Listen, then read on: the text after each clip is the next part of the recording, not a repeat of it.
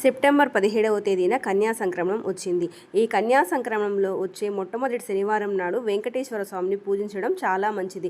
ఈ రోజున ఉదయాన్నే లేచి తలంటు స్నానం చేసి పూజా మందిరాన్ని శుభ్రము చేసుకొని పూజా మందిరాల్లో ఒక పీఠాన్ని ఉంచండి. పీఠం మీద పసుపు రంగు వస్త్రాన్ని పరిచి అక్కడ స్వామివారిని ప్రతిమని కానీ లేదా విగ్రహాన్ని కానీ ఉంచండి.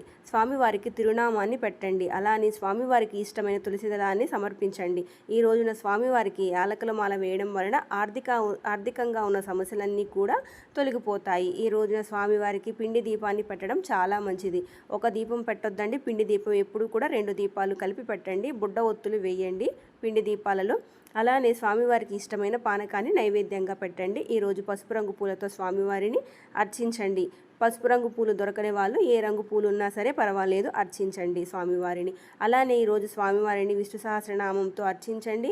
అలానే విష్ణు సహస్రనామం రాదు అనుకునే వాళ్ళు ఓం నమో భగవతే వాసుదేవాయ నమః అనే మంత్రంతో స్వామివారికి పూజ చేసుకోండి. ఇదండి ఇవాళ వీడియో. నా వీడియో కానీ నచ్చినట్లయితే లైక్ చేయండి, షేర్ చేయండి,